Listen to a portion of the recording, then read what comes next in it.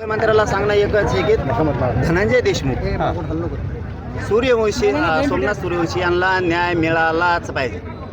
सगळ्यांना फासावर लटकवल्याशिवाय आम्ही मोर्चे शांत समाज करणार नाहीये.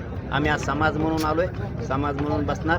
पण माझी तब्येत कालपासून खराब आहे. मी हॉस्पिटलला लगेच मोर्चा सुरू झाला की जाणार आहे. दादा, या घटनेला 1 महिना उलटलेला आहे. काल मात्र अद्यापपर्यंत जो शेवटचा आरोपी आहे तो फरार आहे. सापडन लपला असं पदराच्या अडुगी येईन. सरकार काही त्यांना लपवण्यासाठी प्रयत्नशील आहे का असं वाटतं? सध्या तरी वाटत नाही, कारण मुख्यमंत्र्यांनी कुटुंबाला शब्द दिलाय सगळ्यांना कठोर कारवाई केल्याशिवाय सुट्टी नाही.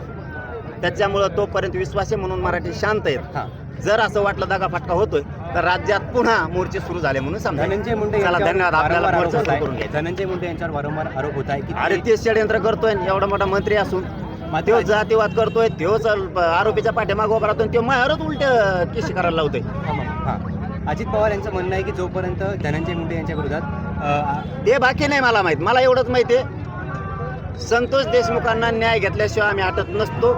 याच्या जर दगाफटका झाला तर सरकारची गाठ मराठ्यांसंग आहे.